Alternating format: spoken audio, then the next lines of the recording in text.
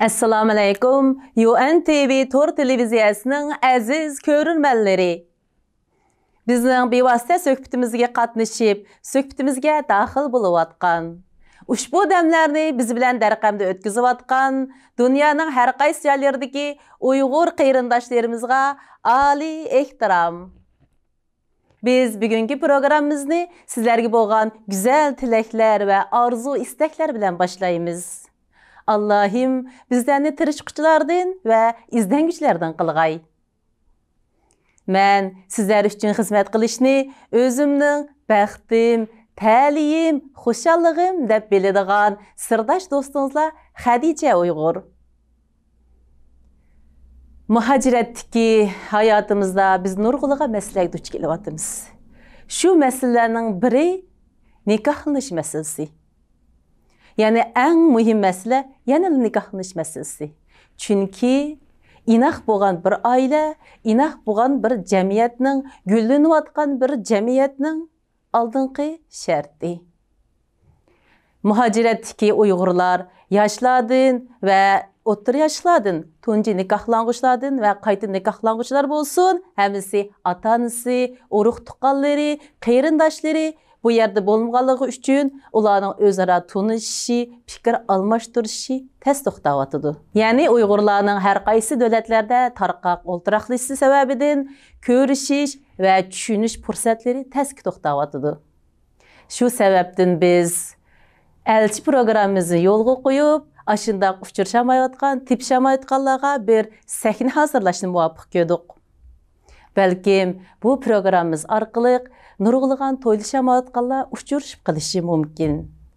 Balkim bu programmamiz orqali to'y qilmayotganlar o'zlarining nima uchun to'y qilmayotganligining sababini tepib chiqishi mumkin. Balkim bu programmamiz orqali boshqalar o'zlarining psixik jihatdagi ojizliklarini yengishi va o'zini kuchlantirishi mumkin. Balkim bu programmamiz orqali to'y qilib bo'lgan oilalar, qurilib bo'lgan oilani qanday saqlash, bir-biriga qanday yor yo'lakda bo'lish, bir-birini qanday qadrlash va ilhom berishni o'rganib olishi mumkin. Biz shu maqsadlarda bu xayrli qadamni bosdik. Allohim bu ishimizga xayrli natijalarni ato qilg'ay. Ekran oldidagi aziz ko'rurmanlar, bu nikohlanish masalasi haqida kishilar o'tirsida yuz berayotgan o'qishmasliklar va tushunmasliklarni qanday bartaraf qilish, ham o'zimizning bu elchi programmamizni qanday shaklda olib berish haqida biz aziz mehmonimizni ekranga taklif qildik. Bizning o mehmonimiz ayni vaqtda Misr Azhar universitetini o'qigan, hozir Avstriyada yashayotgan Hidoyatullo Ro'za apandim. Gerçi Hidoyatullo Ro'za apandimning ailesi, ayoli bor bo'lsa-mu, o'zi bo'ytaq yashayotganligi uchun bo'ytaqlarning turmushidan har holda xabari bor deb o'ylaymiz. Shunga o'zi kuzatgan masalalar orqali bizning bu qatimliq suhbatimizga bo'lgan ko'z qarashlari va baholarini ko'pchilik bilan birlikda anglab baqsaq. Assalomu alaykum Hidoyatullo apandi, qanday ahvolingiz, yaxshimisiz? Va alaykum assalom Xadicha hada va ekran oldidagi aziz ko'rurmanlar, yaxshimsizlar? Yaxshi, Allohga shukri. Bugun qimmatli vaqtingizni chiqarib suhbatimizga qatnashib kelganligingizga intayin xushal bo'ldik. Men sizlarniki bu suhbatingizga taklif qilganlardan xushal bo'ldim va bu yangi xizmatingizga utuqlar tilayman. Rahmat, Alloh rozi bo'lsin. Biz yuqorida o'tganimizdek bu elchi programmamizni muhajiratdagi Uyg'urlarning hayotida umumlashtirishni niyat qilish maqsadida bu programmani olib beryapmiz. Siz uzun mezgil bo'ytaq yashash jarayonida va endi bo'ytaq deganning bo'ytaq tunish bor albatta. Shular bilan fikr almashtirish jarayonida nimalarni his qildingiz? Shular bilan bir o'rtoqlashib baqqan bo'lsak. Rahmat. Bu elchi programmasi ismdan chiqib turibdi. O'zaro to'ylashmoqni yoki bir oila qurmoqni istagan qizlar va o'g'illarni o'zaro tunishtiradigan, yaxshi ish qilmasli bo'ladigan, nihoyatda go'zal bir programma o'tirib chiqibsizlar.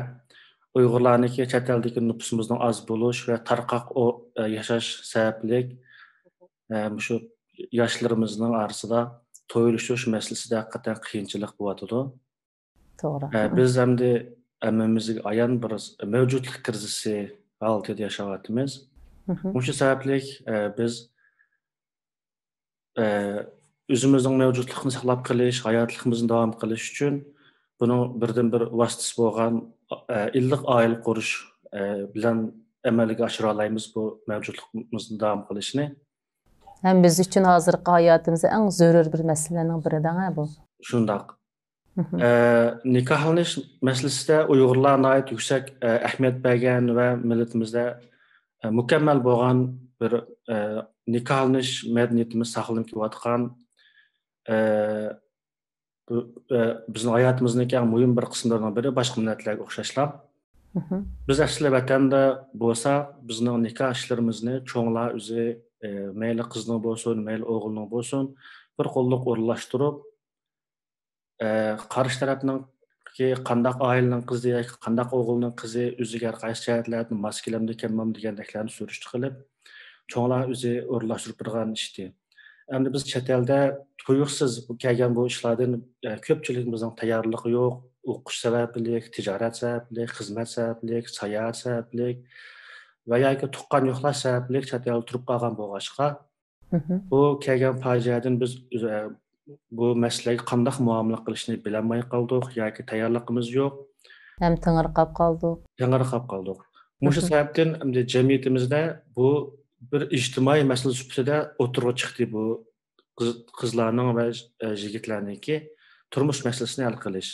Bay degandek buni hal qilib biror cho'nglar bo'lmaganligi uchun. Endi buni siz nihoyatda go'zal bir shaklda o'tirg'a chiqibsiz. Men shunday xursand bo'ldim. Men chiqmadim, ko'pchilik birlikda chiqdik. Mushu UNTV To'r televiziyasidagi barliq masala birlikda. Ishtirokchilarga, ekran orqasidagi xizmatchi do'stlarimizga cho'nqur tashakkurimni bildiraman. Bu temaning muhimligini jamiyatning har qaysi sohasidagi cho'nglardan tortib yoshlargacha, bizdek yoshlargacha muhimligini his qilgan bo'lsa-mu, ammo hech kim buni ko'krak kirib o'tirg'a chiqarmagan bir tema edi. Albatta. Sizlar nihoyatda ko'p jur'at, jasorat bilan bu temani o'tirg'a olib chiqibsiz. Bu temaning oxirisining xayrli bo'lishini, xayrli vasila bo'lishini umid qilaman. Amin. Shunda aminanki bu ishqa qadam besib dadillikdan o'tirib chiqishimga mening azroq bir arqa ko'rinishim sababchi endi. Burun men vatanimizda Uyg'urlar ichida tunji bo'lib mushu loyiq tunishtirish mulozimat o'rnini ochgan. O mening 28 yosh vaqtim.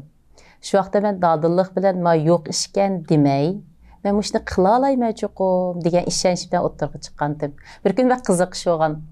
Men ishxonada o vaqtida men mendek yog'liqcha yemayman, chechim qisqa. İşte bo'lganki bir kun ishxonada kaltichash kichik tursam, sirtdan bir kirdi-da. Kirib, men sizdan opangizni izlaydim dedi. Degandi, opamni to'ydigan bir tunishimiz o'xshaydi.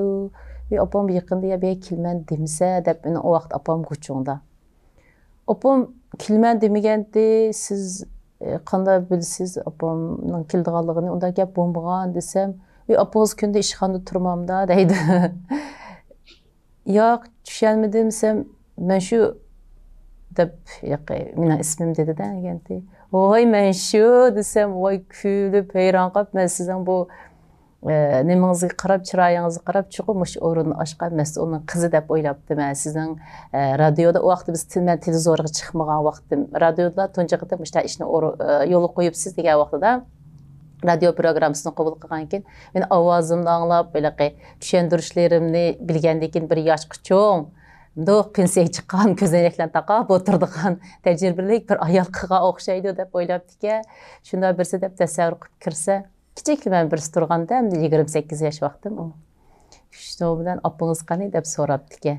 Demak, shu vaqtida men dadillik bilan bu ishni qila olayman, 2 yoshni birga ekila olayman deb o'tirg'i chiqdim. Chiqqandan keyin nurg'ulg'an yaxshi xizmatlarga sababchi bo'ldim. Şunun bilan birlikda endin psixik jihatdan maslahat berish o'rnini qo'shib olmaqdim-da. Bu vaqtda mu shu Urumchi televiziya stansiyasida sizning sirdishingiz degan xatda maslahat qabul qilish qiziqli niyat telefon nomeri chiqib turadi. o numarını bana ulab berdi. Şu numara telefon urgandan keyin telegraf idarasiga men ulab berdi. Onu televiziya istansiyasi, telegraf idarasi men qo'shilib 3 o'rin birlashib qilgan. Shu vaqtlarda men har xil nikah masalalariga duch kelgan vaqtimda men maslahat bera oldim. O maslahat bergan vaqtlarim 2003-yil shu o'rinni ichib 2001-yil açtım. Yani 2 yildan keyin bo'lgan ishlar. Demak, endi shu vaqtda men Uyg'ur jamiyati uchun xizmat qilgan. Biz Uyg'urlar nada yashayli, mayli chet elda yashayli, ashada yashayli, bizning psixikamiz o kadar zo'r o'zgarish bo'lmaydi ekan. Yana endi chet el yashab olsaqmi, ba'zi bir narsani qabul qilishimiz va ularni o'zlashtirishimiz, yangilikni qabul qilishdagi aktivchanligimizda o kadar zo'r o'zgarishlar bo'lmabdi.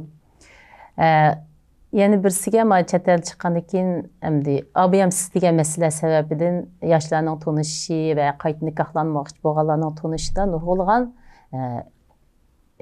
tushunmaslik, tepisholmaslik, o'qishmaslik degandek ishlar yuz berdi-da, qiyinchiliklar yig'ib aytganda. Shuning bilan men yana shu ishni qilay, shu vaqtida qila olgandim, endi ham qila olayman. O vaqtida biz endi siz bilasiz vaziyat sababidan nurg'ulg'an ishlarni diniy ahkomlarga tushirib tashviq qilolmaydik. Faqat oila inoqligi, jamiyat inoqligi nuqtasidan tashviq qilardik. Endi ma'vo chet elga chiqqandan keyin buni tixinbek dinimizdagi go'zal sunnatlarga, go'zal adab, axloqlarga birlashtirib tashviq qilsak, odamlarning ingimi oyadagidek bo'lmaganki bu ishni tixim yaxshi qabul qiladi degan umidda bu ishni boshladik. Shundaq bo'lganligiga ham odamning bunga ijobiy qaraydiganligiga, "Voy qaranglar, onda bir elchi programmasi deb o'tirg'i chiqib so'zlab, o'g'illar men xotin oldim deb chiqib so'zlab, bir ayol kishi onimoni deb so'zlab munda qiyitibdi" degan ko'z qarashda emas. Ammo buni Uyg'ur jamiyatiga eng zarur bo'lgan bir ish sifatida, ya'ni bugungi bizning hayotimizga tixim zarur bo'lgan bir ish sifatida ko'pchilikning buni intayin to'g'ri holda, yo'lliq holda qabul qilishini umid qilamiz. Ham shu maqsadlardan dodillik bilan bu ishga qadam bosdik. Alloh oxirini xayrli qilib bergay. Amin, amin. Menchimi Xadijada siz nayti muhim temalarni o'tirib qo'ydingiz. Avval men sizni internetdan tanıyman 2 yildan beri. Siz internette hem nayti güzel şu tor dünyasındaki en güzel bir münazara ahlakını başlap ketayotgan kişilerimizden birisi deb qarayman. Rahmat. Sizga boshqalar sizning fikrlaringizga, ideyalaringizga qo'pollik qilsinmi? Siz nayti chiroyli javob qaytarsiz yoki sukut qilsiz. Men hozirgacha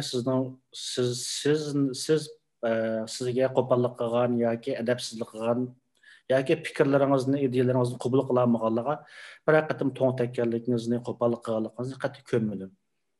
Ikkinchidan siz YouTube'da izchil kitob o'qib, ovozli kitoblarni taqib, millatimizning oqatish xizmati uchun untinsiz xizmat qilayotganlarning birisi deb taniyman. Bugun sizni ekraningizda tunji qatim ko'rdim. Millatimizniki har qaysi jihatlardagi taraqqiyotlar uchun xalqimizniki ong saviyasini yuqori ko'tarilish uchun yoki boshqa sabablar, umuman aytganda xalqimizning, millatimizning kelgusi uchun xizmat qilayotgan barliq fidokor qiz, o'g'il, cho'ng, kichik, yoshlar bo'lgan ehtiromim qatorida sizga ehtiromimni bildiraman. Voy rahmat. Endi oilaniki oila haqida kelgan oyatlarni, hadislarni sanab kelsak, pek uzoq to'xtalib ketamiz. Men bu haqda to'xtalmay, Qur'ondami, hadislardami pek ko'p manbalar kelgan, go'zal o'rnaklar bor. Endi oila jamiyatning eng kichik bir hujayrasi deb qaraldi. To'g'ri. Biz avval bir jamiyatda ma'lum bir kasallik yoki mundaqlida bir kishida bir kasallik bo'lsa, o kasallikni davolash uchun uning manbasini, yiltizini tepish kerak. Biz Uyg'ur jamiyatida u bo'lib ketdi, bu bo'lib ketdi, qizlar unday bo'lib ketdi, o'g'illar bunday bo'lib ketdi deb kishilardan Ağırmışdan vaysaydigan ava. yerden ötüp gidip onun manbasini yıldızını tepiş kerak. Siz hozirdan To'g'ri shu ishga deysiz. tutish qilyapsiz. Yana men ichimda nihoyat xursand bo'ldim. Yana bir qitim rahmat. Oila tuzalgan chog'da jamiyat tuzildi deydigan qarashlarni o'tirib qo'ydi bu cho'nglar. To'g'ri, bir oila jamiyatning asosi. Shundoq. Bu aniq. Mayli taraqqiy topgan davlatlar bo'lsin, mayli taraqqiy topmagan davlat bo'lsin, mayli sharq madaniyati, g'arb madaniyati, islomiy davlat, qandoq bo'lishidan qat'iy nazar oila jamiyatning asosi. Bu o'zgarmas haqiqat. Shundoq. Endi bizning chet eldagi bu muhojirat yoki diaspora hayotimiz pek uzun suzilib ketmagan bo'lsa, biz nurg'unlagan qabul qilish tegishli bo'lgan madaniyatlarni, qabul qilish tegishli bo'lgan ilmlarni qabul qilgan bo'lsakmi, shu nikohlanish masalasida biz boshqa millatlardek o'zimizning g'ayri millatlarga nikohli bo'lgan qizlarni nihoyat oz sonda ve başka milletlerden öğrengen yigitlerimi az sanda yo'qning o'rnida desak bo'ladi endi. Umumiy chet eldagi hayotimizni umumiy nisbatiga nisbatlash deganda az sanda. Bu yanlam bizniki mayli qiz taraf bo'lsin, mayli o'g'il taraf bo'lsin, aslida bir o'zim Uyg'urdan bo'lgan yigitlarimizga, qizlarimizga o'rganish istikimizning nihoyat kuchli ekanligini bildirib turibdi.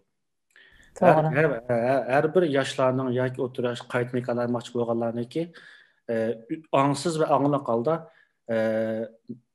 milliy mavjudligimizniki saqlanib qolish uchun bu istakda bo'layotganligini ko'rsatib turdi desakmi bo'ladi. Endi boya bizlab o'tgandek o'zaro tepishmaslik masalasi o'tirdiki real masala. Endi bu program o'tirib chiqqandan keyin mencha jamiyat cho'qim yaxshi bir ijobiy ta'sir bo'ldi deb qarayman. Ammo shunda bo'lg'ay inshaalloh. Qabul qilmasligi mumkin.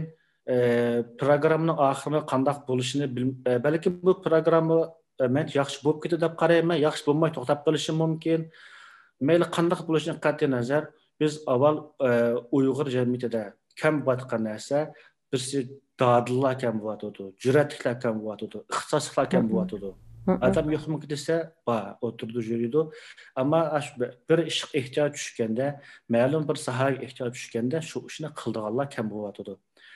Siz ham har holda nihoyat cho'ng jur'at bilan, qaysarlik bilan qanday buni chet eldagi Uyg'urlarimiz qabul qiladimi, qilmasmi degan ikkilanish bo'lgan bo'lishi mumkin, yaxshi bo'lmagan inkaslar kelish mumkin degan ikkilanish bo'lgan bo'lishi mumkin. Mayli qanday bo'lishidan qat'iy nazar real turmuşimizda bu mesele saqlangan ekan, siz o'tirib chiqibsiz. Endi shu fursatda bo'lmagan ishni degim kelib qoldi. Qarindoshlarimizning bu programmani ko'rgandan keyin oldirab baho berib o'tmasligini, Xadija adammi va programmadagi boshqa qarindoshlarimizni qildigan ish yo'q, ish topolmay, vaqtini, zehnini sarf qilib bu programmani qilib qolgan emas, balki shunday bir jiddiyatni his qilganlikdan o'tirib chiqqan bo'lgan ekan. Bundaki qancha davom qiladi, ma'lum mazgilda to'xtab qolamdi. U enaqa emasligi men davom qil deb o'ylayman, chunki jamiyatda buning ehtiyojimiz bor. Biz texnik natijasini ko'rmadik, bu bir boshlang'ich. Buni qilish uchun zo'r jasorat ketadi.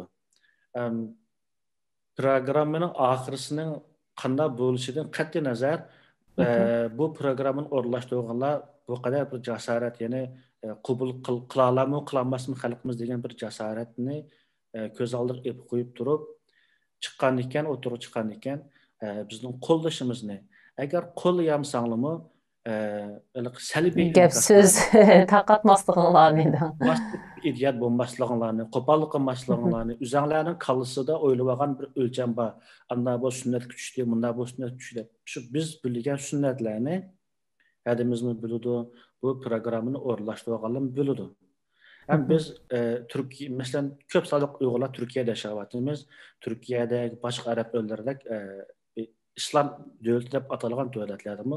Bunda programıdan müstesna emas, ayal doktorlardan müstesna emas. Şuna özümüzün kalısıda pişvagan Tarmandagi mantiqlarga sep avarib, japatatib onun ayetini delilib, bu ishning xatoligini isbotlashga urinmayli. Balki bu ishning oyat hadis bizni xayrlik tarafini o'ylash kerak, shundaymi? Oyat hadis bizni jamiyatni tuzashga, avlodlarni yaxshi tarbiyalashga buyurgan. Buning uchun oilani tuzash kerak. Oilani tuzash uchun o'ylanish kerak. Bu hamma narsaning muqaddimasidagi boshlang'uchidagi eng muhim bir ishni o'tirg'a chiqibdi. Shunga biz avval shu programmaning shu programmamiz qo'llab bergan chog'da bu programma davom qiladi. Yaxshi bir natijalarni jamiyatga sunadi deb qarayman. Demek her qandaq bir natija qiran xalqning qo'llashidan ayrilamaydi. Xalqning qo'llaydiganligi ish nima qana desangiz, buningdan 3 yil avval Ma'rif bizim Türkiye'deki Ma'rif cemiyetiga qarashli Nuzugum o vaqtda Nuzugum dernek bu kurulmagan vaqtda Ma'rif cemiyetiga qarashli bir xizmat organi vaqtida nikah baxçısını qurganchu. Bular müştəvəlik e'lon chiqarib dikendik. Men bu e'lonni ko'rgandan keyin men bular bilan aloqalashdim. Sizlar bu ishni o'tirib qo'yib, sizlar buning ichida bunday sabab, bunday ishlar bor. O'shan qanday bir taraf qilishni o'ylashdinglar desam, biz chet el bu men shu ishni qilgan dedim-da, evatdan shu ishni qilgan desam, chet el bu ishlar shug'ullangan bir kimning chiqishi biz uchun bir xo'shallik ish bo'ldi. Bu ishni siz qilib bersangiz deb menga topshirdi. Topshirgandan keyin men bu ishni ko'ngil qo'yib qildim. Biz o vaqtda hamda bir jadvalga burun mashhurlik Urumchida qilgan padam bo'yicha bir jadvalga qarshi tarafning ismi, qiziqishi, tanlash obyekti ham bütün ahvollarni tafsili yezib, tizimga oldirishni, shu tartib bo'yicha apmangishni yo'l qo'ydik. Nurg'ulga erlar kelib tizimga oldirdi, ham ayollar xijil bo'ldi, bu nima sababdan ayollar oz hamdi. Yani şu xizmatni shu vaqt shuna yaxshi olib borgan, jamiyatning yaxshi nimalariga erishdik. Shu vaqt bizni kelib tizimga oldirishlar bo'lsin. Ular ayrim telefonlarda paranglashqanlarda bo'lsin, memnun bo'lganligini bildirgan. Meningcha hamda bu xizmatni qo'llaydiganlar baxtchiq. Ham az bir qism odamlarningki xato tushunishlarini nazarga olib kelsak, jahonda iliq bir ishlar vujud chiqarib bo'lmaydi. Mundaqchi qarang.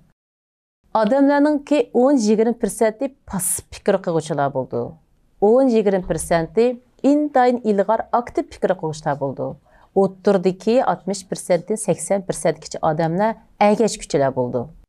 Agar aktiv fikr qiluvchilar davomli aktivlikni saqlab, tashviqotni yaxshi qildi ekan, o'ttirdiki odamni o'zining tarafiga boshlab ketalaydi.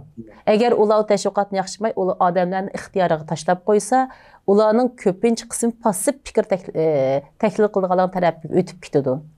Shunga biz aktiv fikr qiluvchilar va jamiyatni o'zgartuvchilar davomli holda zerikmay, kendimizga yanmay, davomli aktiv bo'lishimiz kerak. Zerikmay, terikmay, biz bir tijorat qilsaqmi shundaqku yanchug'imiz tushadigan bir pul uchun xayrida 10 qitim so'rsam terikmaymiz, 100 qitim so'rsam zerikmaymiz, keydirimiz, saldırımız mana shu tijoratni qilib boqqan.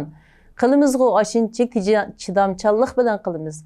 Ammo bu millatni oqartish ishiga kelganda uningdan battar chidamchan bo'lishimiz kerak.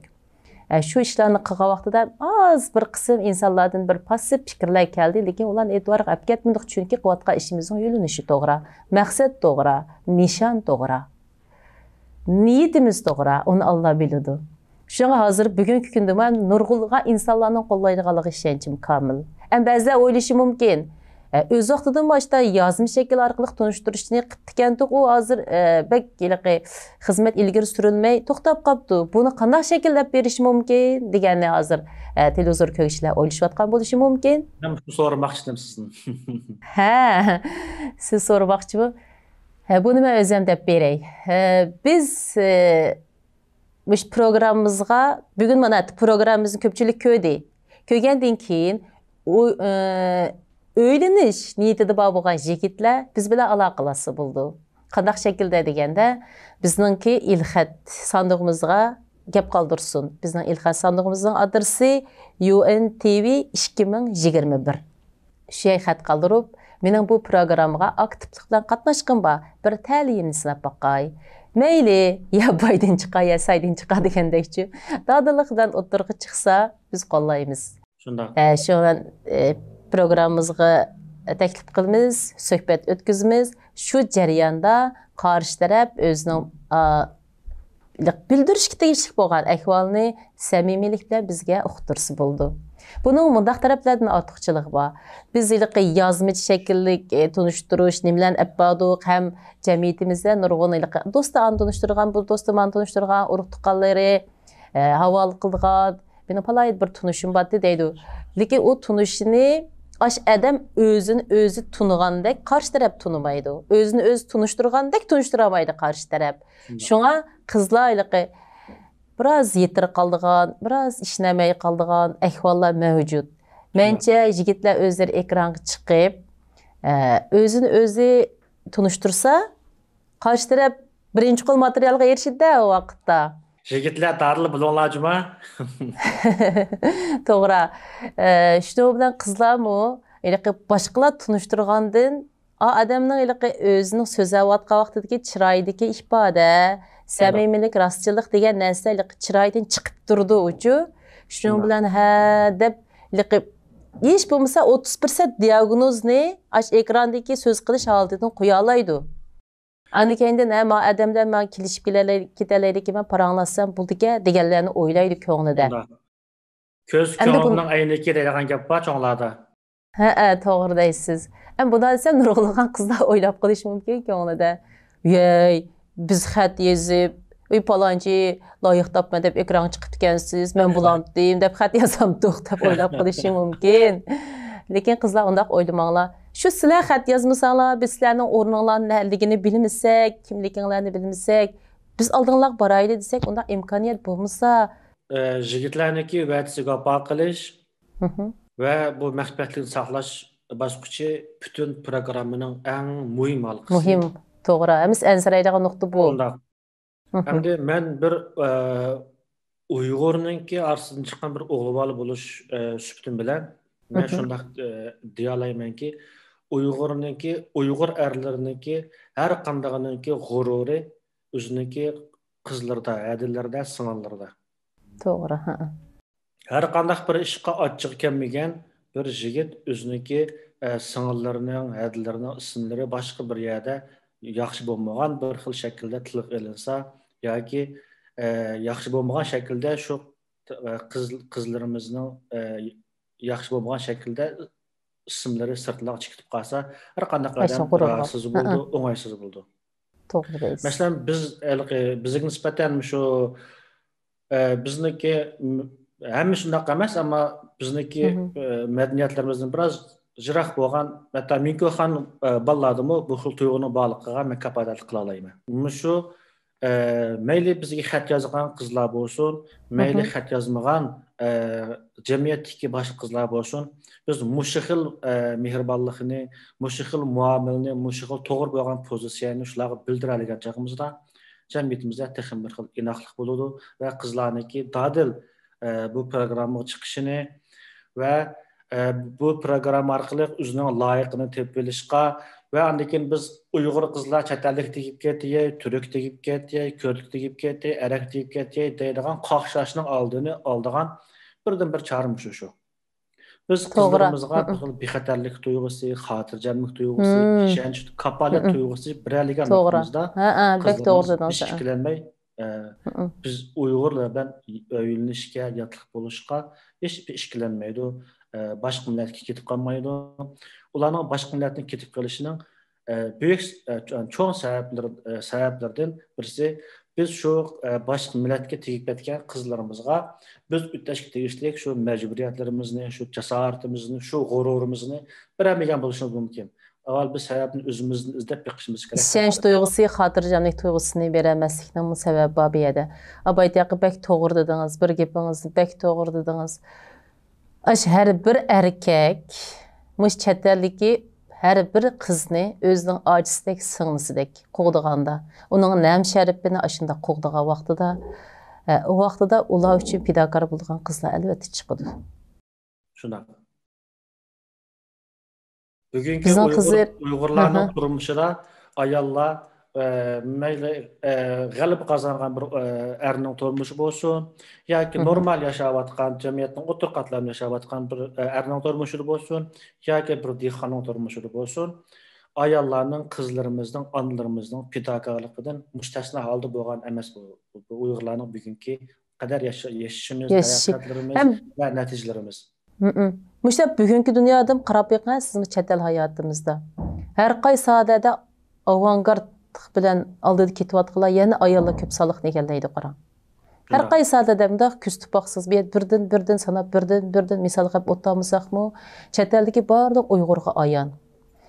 Ayollar büşük işi, tüşük işi hem işten işinib, ayollik cisminin acizligidan ibaret näsning üstüne yana g'olib kelib, yani cemiyetning her xil bisimleridan Aştaqma ayol kishi turib singanin neb uyda o'ttasmamdu degan bisim kamsitishlarning üstüne g'olib kelib, natija yaratayotgan ayollar shundayjiq.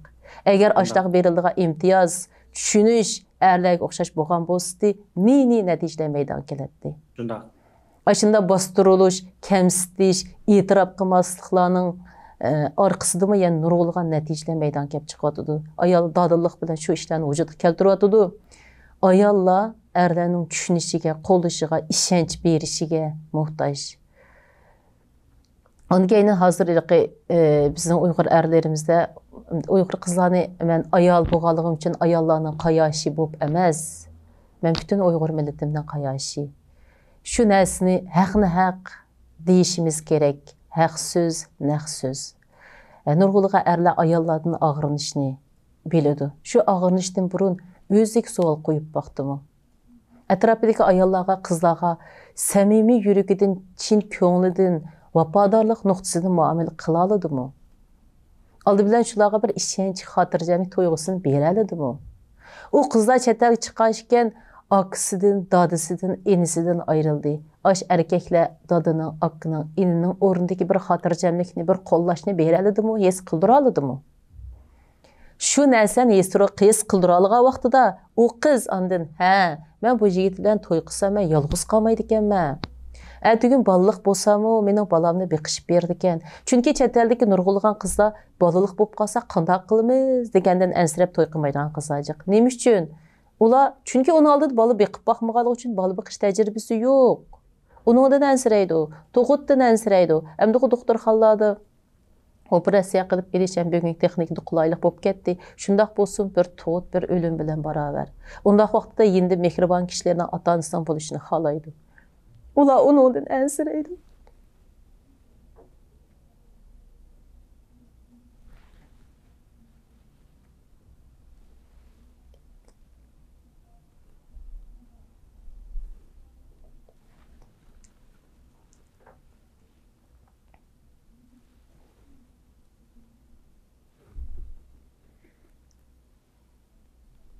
Acaba sana yiyeceğim hemenci buradayım.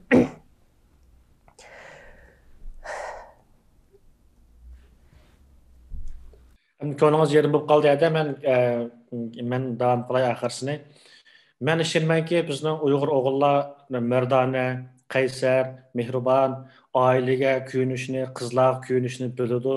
O'zining qizlariga cho'qim baytni yaqsiz degandek, bizning qizlarimizga o'zining atisonlariga mas'ul bo'lgandek mas'ul bo'lish tuyg'usi bor. Bizning bu Uyg'ur erlarning hammasida bor bir qarash.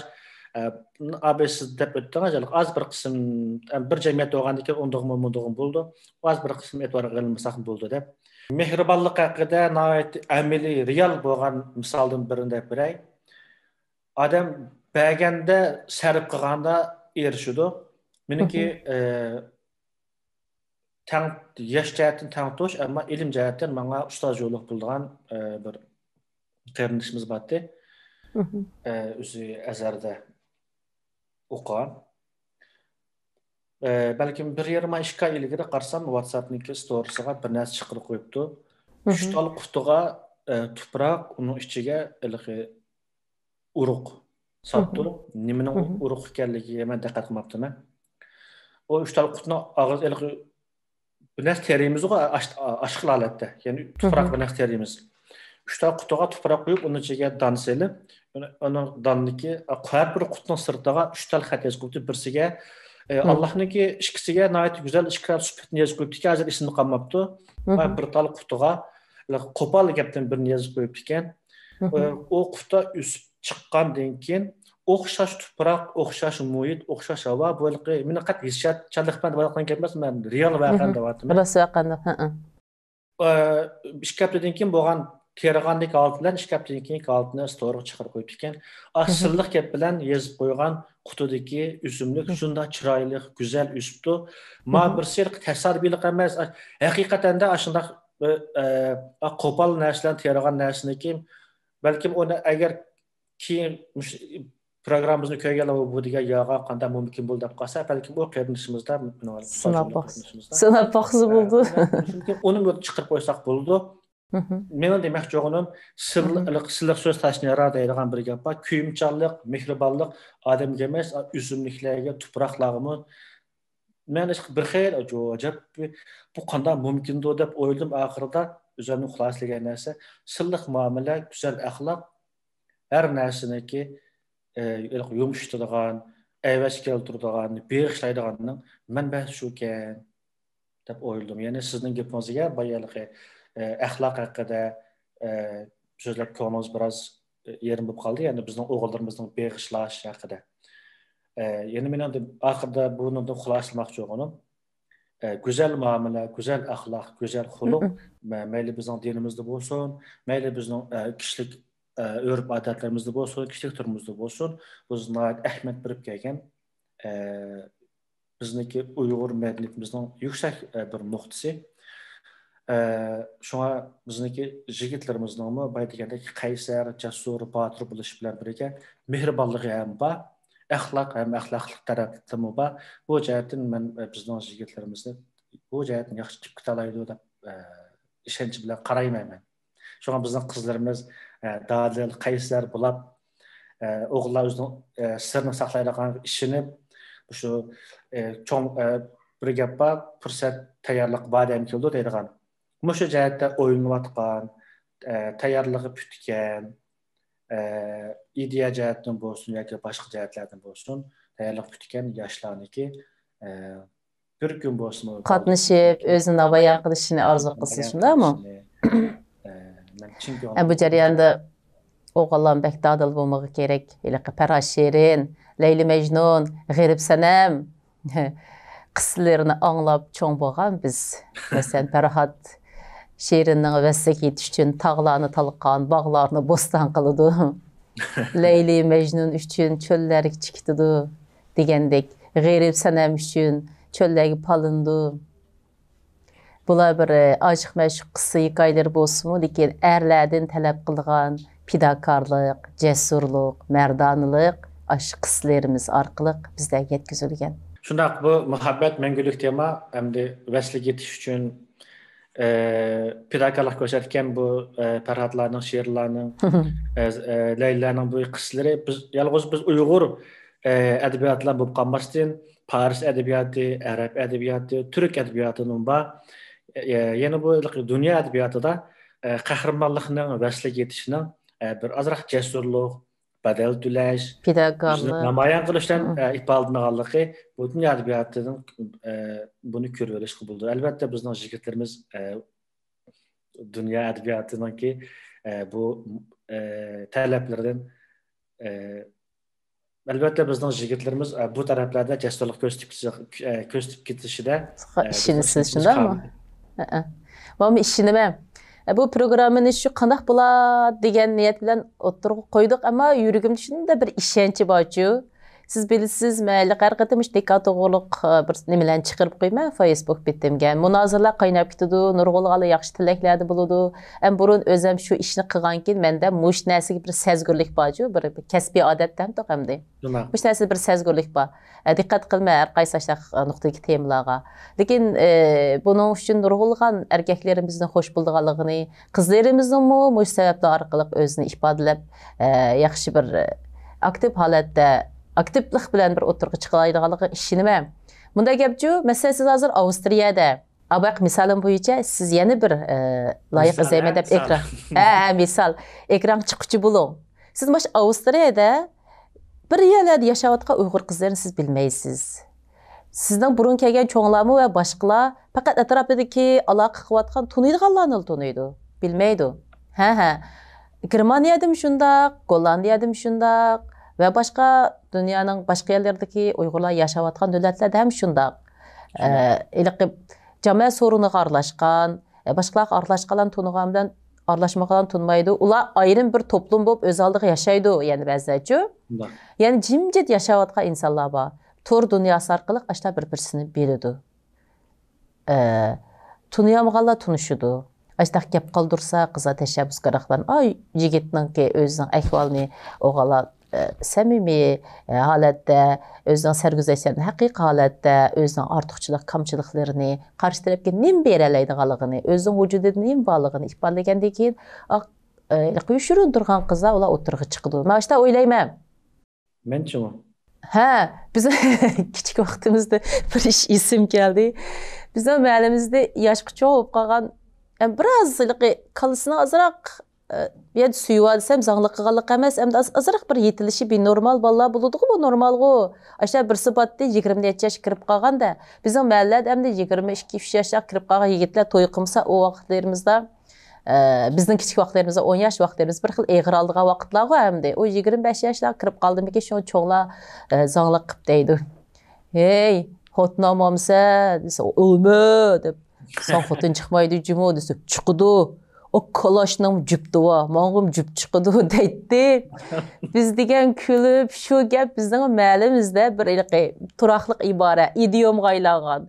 Endi şu gap hazırgıçık bizden etrafımızdaki çoğunlarının işidim. Uy kalaşnam cüptü bacımı, onun cüp çıqıdı degen gap. Xuda Adil Micit'nin yanıl kucağının sopanı yaxşı degen gapga o'xshashchu. Bir turaqlıq ibaraga ayınıp qaldı da. Şunaga o'xshash, chet eldagi qizlarning mujibdi bor, o'g'illarning mujibdi bor. Shu ashunaq sabablardan yushurun yashayotgan, qo'rqish, boshqa ishlamaslik degan sabablardan bu juplar tepshamayotidi. Mush ekranimiz orqali o'g'illar dadil bo'lsa, qizlar ha, siz izlayotgan jup mendim desa, shuna bu ishlar bo'lib ketadi. Belki bu Rumi'nin gibi bo'lishi mumkin, kimdan deganlik esimda qolmabdi. Ko'z ko'rudi, ko'ngil ishtaq qildi degan bir gap bor. Men buni kichik vaqtimda o'qib ekanman, undan keyin qaytib uchratib boqmadim. Endi bu loyiq to'nishtirish masalasini yana deb kelsak, bizda aslida bizning odatlarimizda dasturxon tashlash, cho'nglar to'nishtirish, urug'-tuqqanlar to'nishtirish, yurt aqsoqollari to'nishtirish. Sen çoğunluğa oturuşup qilibdi endi. Qilishtir degandek bordi, endi bu chet elda bu imkonimiz bo'lmay qoldi. Nurg'unlarimizning cho'nglar yo'q yoki farqli davlat yashaymiz yoki siz degandek o'zini ifodalayolmayotgan haqiqatan o'sha masalada ehtiyoji bor qarindoshlarimiz bor. Mening abi deganimdek endi ko'z ko'radi, ko'ngli ishtaq qildi-da odam bir odamning bir chiroyini ko'rsa, uningdagi chiroy ifodalaridan, gap so'zlaridan, harakatlardan uning samimiyatini, uningki ichki dunyosini va dunyo qarashlarini his qilib bo'ldi. To'g'ri. Shuni qarab, endi mayli qizlar bo'lsin, mayli o'g'illar bo'lsin, men ma qizlar bilan yoki ma o'g'illar bilan biraz aloqa qilsam, bir tushunib baqsam, ichki dunyosini bilib baqsam degan tuyg'uga kelgil bo'ldi. Endi o'zini ko'rmay turib bir kim mesela palaydı bir ağıyla batdı, palaydı iş kılıdı, mudaqdı, andaqdı dese, mesela siz bir ağıyınızı bir kızı tunuşturdunuz deyli. Siz o ağıyınızı çok mu yaxşı tarafını deyirsiniz, onun yaman tarafını demeysiniz, hem deyişini xalamaysınız. Çünkü bir kimden ayıbını aşqandak buludu. O belki mındaq ayıpları batdı deyişiniz qarşı tarafga to'g'ri uçurup bəgəndək cəhətdən to'g'ri bo'lgan bilan, amma o deyişinin özü bir xil ayıbdək buludu. Bəzi gaplar var deyişki buludu, amma degili bo'lmaydigan. Bəzi ishlar var qıqıl buludu, amma qıqıl bo'lmaydigan. Bu şunday məsələ. Onda bo'lgan keyin siz tunishtirsangiz, albatta yaxshi tarafini deysiz. Qarshi tarafdagi qiz ko'ngilda o'ylaydi, shu o'yinsiz bo'lgan yaxshisin deydi, ben bu taraflari bormi deb o'ylaydi. Gapimiz bo'lyapti-da. Loyiq tanlash masalasida bu qizga o qadar keng ixtiyorlik berilganki, o qadar cho'ng huquq berilganki dinimizda. Agar qiz yoqtab qolsa, ota-onasi uni zo'rlayamaydi. O'g'illarning huquqi bor, masalan, burun balki biz Uyg'urlarda o'qidimmi, angladimmi esimda qolmabdi. Ayollarni avatib shu qizlarni ko'rib boqadigan, ko'zib boqadigan, masalan bizdan bo'lmaganda bir lag'madi ko'zib boqadigan bir ishlar bor burun. Endi qizlarga birlagan bu huquqning qatorida masalanga shu men sadece İslam Tadqiqot Markazining fatvosida o'qigan buni. Masalan, men bir qiz bilan ko'rishgili chiqmoqchi. Masalan, yani ben o'zim bo'lganlik o'zim misol olaymiz. Bu misol to'g'ridoshlar. Hech qisi yo'q, abaydiq sizincha misol qilib bo'ldik. Men qizni bilan ko'rishgili chiqmoqchi bo'lib, men chechimni bo'yab chiqqan bo'lsam, qiz bilan ko'rish bo'lgandan keyin yoki ko'rishdan burun men chechimning bo'yganligini deyishim kerak. Chunki bu bir insonning bir ömür uy tutish tutanmaslik kayfiyatiga, tanlashiga, har insonning go'zallik qarshi estetik zo'q tuyg'usi o'xshamaydi. Dinimiz shu qiz bolaning tanlashiga shu qadar huquqni berganki, normal çaşbaş nəhayət adət etgan bir şadlıq zamanımızda. Lekin qiz bolaning oldiga o'zining chechini bo'yatgan holatda chiqishni chekilmagan bo'lsa-mu, lekin o'zining asli holatini ko'rsatishni talab qildi. Masalan, mening chechim azroq oqirib qolgan. Sizning yeningizga sizning hurmatingiz sababidan mundaq bir chebdas, mundaq nima ko'rinay deb, tetik ko'rinay deb chechimni bo'yab chiqdim. Bu sizga bo'lgan hurmat. Degandek nuqtadan rostdan deyishning o'zi bunday samimilik, ham qarshi taraf meni hurmat qilibdi, mening oldimga lobdur, chochlari bir qandoq, undaqli chiqmabdi, meningdan ko'rish uchun shunday yasinib, o'zini o'ngshab, chochlarini hatto bo'yab bana yüksek ehemmiyet bilen çıkıptı aldığımda dep hoşal buldu ki uyey mani qaranglar içi çaqırıp ketken tüketdi özünü oңşap yaş görünüp çıkıptı demeydi. Bir yerdeki samimilik ana vücududaki başka bir ayıplerini yepip ketiyordu. Aşın çıraylık gösterdi. Şunda mı? Şunda.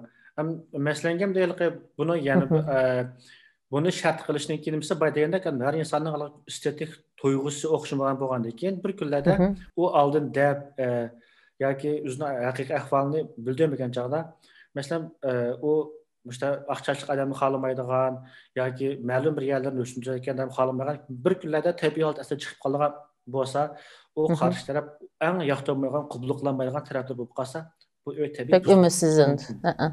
Bu bir insonning hayoti bu qizlarning hayotida chaqchaqgandek bir ish bo'lib qoldi. Bunun hikmeti shu bo'lish mumkin bir hikmatlardan bir hikmeti. Ayollarning yaqin nozik hissiyotlarga hurmat qilishda bu, shundaymi? Shunday. Bu qizlardan shunaqa narsa talab qilindi hamda albatta. O'g'illardan bu tuyg'ular bo'lgandan keyin. Men demoqchi hamda bizniki mayli Uyghur adatlarida bo'lsin yoki Uyghur islom adatlarida bo'lsin yoki islom adatlarida bo'lsin bu narsaga bu qadar yuksak ahamiyat berilganligini bir ta'kidlab qo'ymoqchi. To'g'ri deysiz, to'g'ri deysiz. Endi bu programni yo'l qo'yishdan gapni oxirsini men birdan tushirayda ko'ngil gapimizni yana tortib oldim. Abi degandek ko'z ko'ngilning ayniki degandek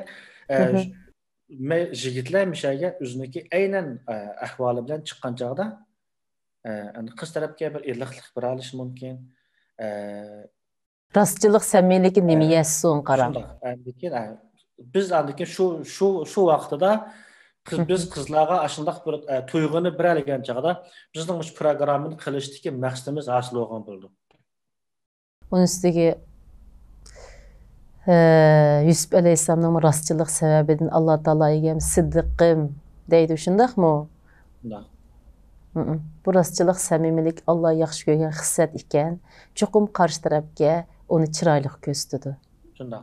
Hem rastçılık doğrusu kelgan hadislar bekçek bir adam rastladım buldu, anda o cennet ehli buldu degandek, yani onu başka şekilde kelgan hadislar nəhayət köp hamda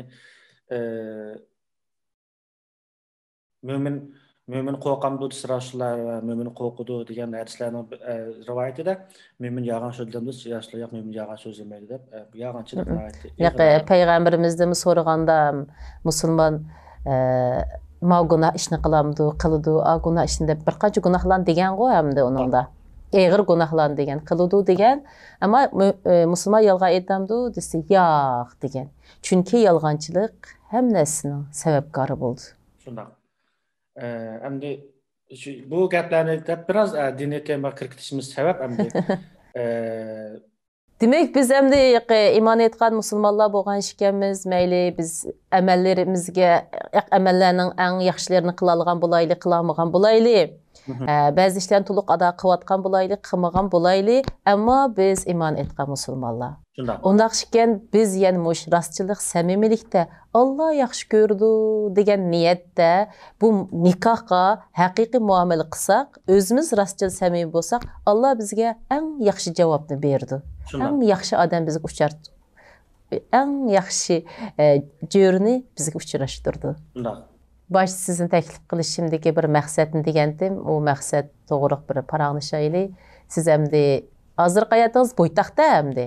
Bo'ytaq bo'lganki shu bo'ytaqlik ko'zingiz bilan atrofdagi qizlarni kuzatib boqsiz, bunaqa silishtirishlar bo'ladi. Boshqa og'inlaringiz bilan shu nuqtalar to'g'ri paranglashsiz. Mush nuqtada hamda qizlarga bo'lgan ko'z qarashlaringizni bir anglab boqsaq bo'lamdi. Buldu men qarashlarımda deb baxsam, o'zimniki kuzatishimda bo'lsin yoki men bilan tang tush bo'lsin yoki mendan kichik o'g'illar bo'lsin. O'g'illar bo'lgan keyin bir kelgan keyin bu temada parang bo'lishi tabiiy. Kuzatishimda shu va boshqalardan olgan fikrimda Uyg'ur qizlarni bir xil murakkab ben burun buna esnaf dikenme, keyingi zamanlarda üzemden mes kılışımda bir xil Uyghur kızlarının işki dünyası pek mürekkep, yakınlaşmak tez,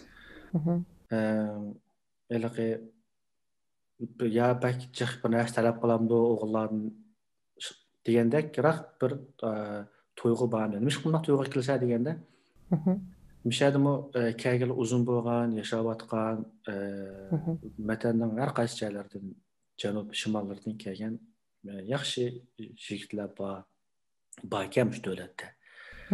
Bir Uyg'ur qizlardan to'y qilsam bo'ldi, Uyg'urdan o'ylarsam bo'ldi, yoshlari hali bir borgan, yoki to'y qilishga chiqadigan bolalar.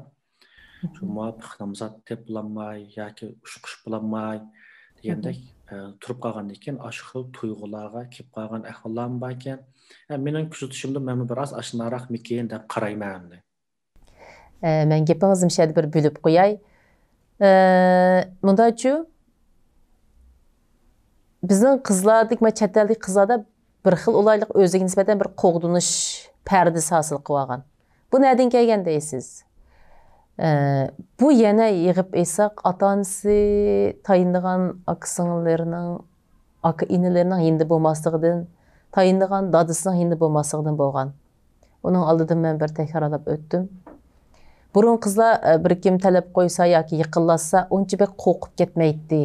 Chunki men xato qilib qolsam, qanday qilaman degan andish yo'q. Ota-onasiga masala soldi, do'stlariga masala soldi, urug' tuqqanlarga masala soldi. Ishchidan birsi ya to'g'ri ekan deb madad berdi yoki maqig'ining biroz xato bo'ldimi nima deb ogohlantirish berdi. Demak, ishliqa qiz xos o'zi yolg'iz qaror bermaydi. Atrofida uning hamkorlashib qaror berish beradigan, fikr berish beradigan odamlar bor. Şuna o qızlar qarar berishdan qo'rqmaydi. Şuna erkin o'zi yiqilashmoqchi bo'lgan o'g'illar bilan erkin yiqilisha oladi. Chunki qo'rqish yo'q. Endi bu chet elda u xotirjamlik yo'q. Unda bo'lgan ishkan, ashta bir xil qo'rqishning ichida o'zini o'zi qo'g'dab yashaydi. Endi chet eldagi siz atrofingizda balki bunday kuzatish jarayonida ashtalarda yashayotgan intayin erkin boshqalar bilan bordi keldi muomalada erkin bo'layotgan qizlarga qarab bizning Uyg'ur qizlarimiz shunda erkin bo'lmamdi deb o'ylab qilishingiz mumkin. Ularda burun bizning qizlarimiz bo'lgandek xotirjamlik bor. Ota-onasida u o'zining davlati, xuddi o'zining uyida yashayotgandek xotirjam bo'ldi. Unda bo'lgan ishkan ular boshqaga muomala qilishda erkin bo'ldi. To'saqsiz. Belki şu sebeplerden aştaq o'ylab kelib qolgan bo'lishingiz mumkin. Nayati yaxshi bir xulosalar berdingiz. Meniki balkim programmani oxirlashtirgan vaqtimiz bo'lib qolgandi. Programmaning oxirgi bo'limi sifatida meniki hamda yoshlarga o'ylanmoqchi bo'lgan yosh qiz hamshirlarimizga va o'g'il qarindoshlarimizga do'stona ko'nglim o'ylagan bir qancha turli temalar bor. Bir qancha Birincisi, biz bir mevcut kriz halatida yaşayapmiz. Palestindagi ahvollarga men ancha diqqat qilmayman, arabchadan o'qiyman. Palestinning qizlari universitetda o'qiyotgan holatda turibmi, turmushlik bo'ldi ekan. Chunki Palestinda davomli odam o'layotgan, qurbonlik berayotgan ishlar bo'lgan ekan, nufus masalasi uchun. Endi bu mavjudlik masalasini hal qilishniki sababi shu nufus ko'paytirish. Endi bunun boshqa bir amal yo'q. Endi odam kilolu olmaydi. Endi bizniki programning beshida o'tgandek o'qish, xizmat, sayohat, tuqqan Har uxlash xil sabablar. degandek har xil sabablar bilan kelib qoldik. Tayyorliqsiz holatda. Mavjudlik krizisi, nikoh masalasi, tunish masalasi degandek va uni boshqa va hokazo bir qator krizislar o'tirg'a chiqdi. Endi yoshlarniki bek vatandan endi chet elga chiqib o'qiganlar ko'pincha holda boyni iqtisod yaxshilarning bolalar chet elga chiqib o'qiy oladi. Az bir qismdagilar yurtning jamoatning qo'llashi yoki o'zining tirishchanliklari bilan ishlab turib bunda o'qigan bilan Chet el chiqqan ko'pinchalar shu boyning bolalari chiqib qoldi. boyning bolalar chet elda o'qiydi.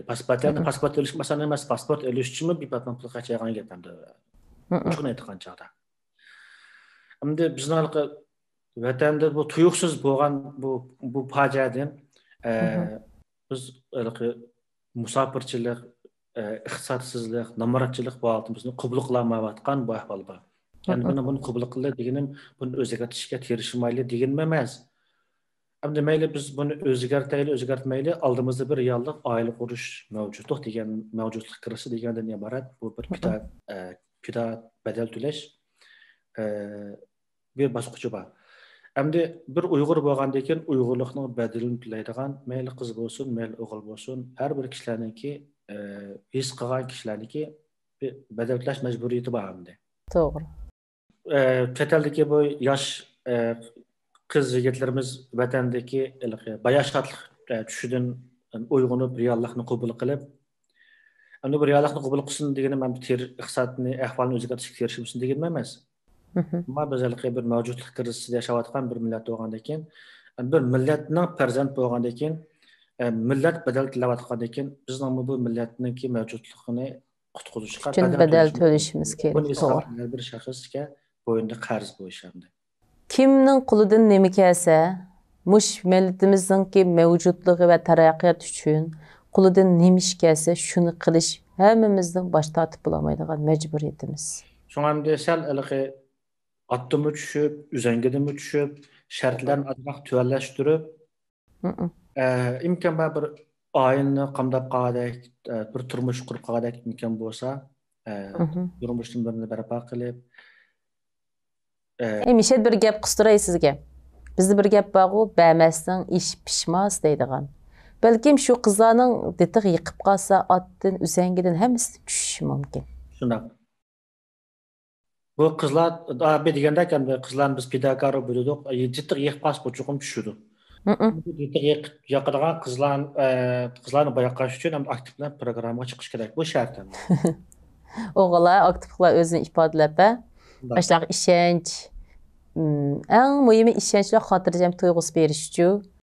Shu bir xotirjamlikni aşağının vücudunu köygendiğin keyin bir adam yalğız yaşagandan ikki adam yaşagan afzalda albatta.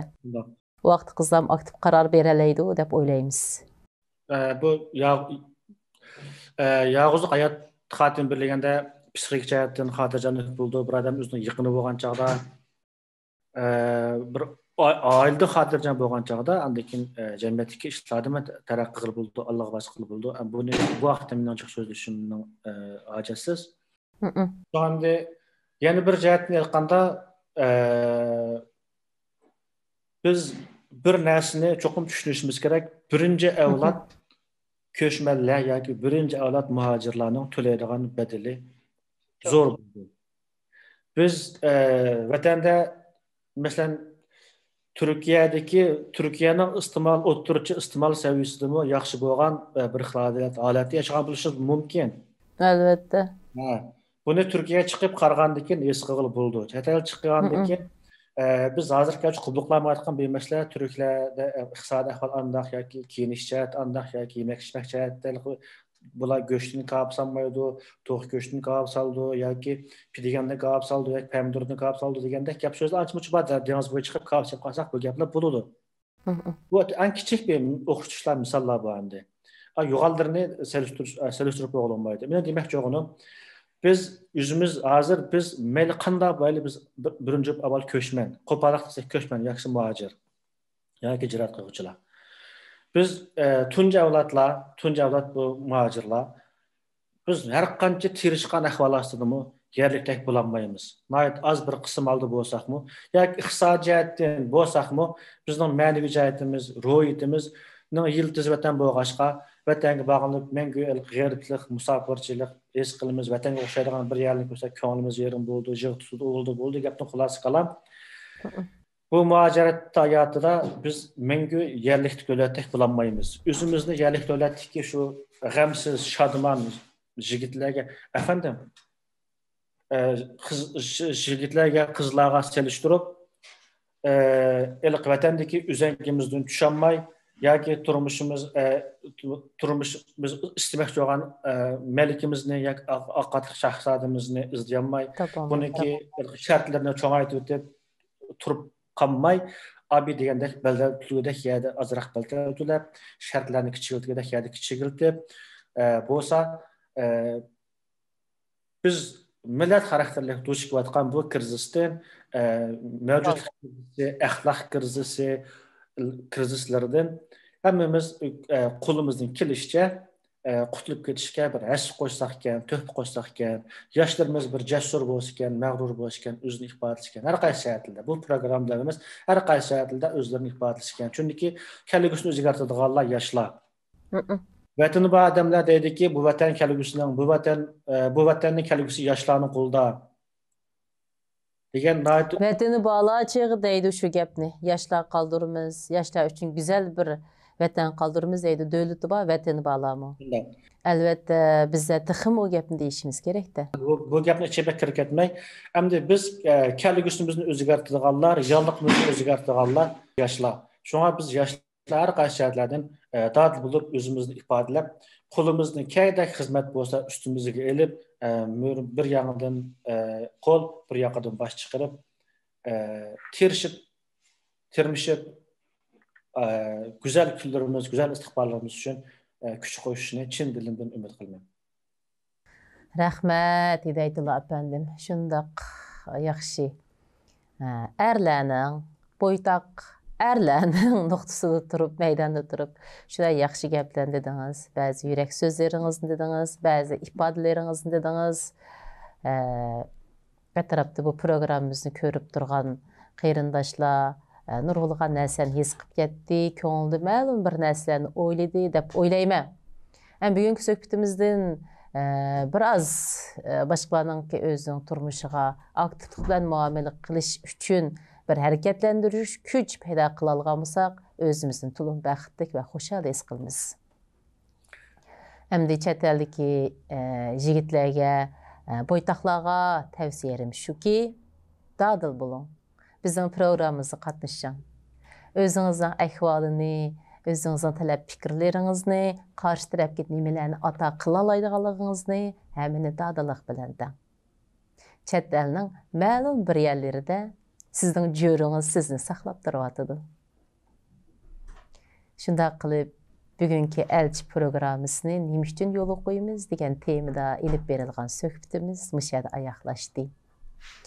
Özünü ifadələməkçi bolğan dadil yigitimiz səhnəyə çıxan günü ekran arqılıq sizlər bilan yüz görüşəylik. Xeyri xoş, Allahqa əmanət. Ən axırda Hidayətullah əpəndim sizə köpdən köp rəhmət.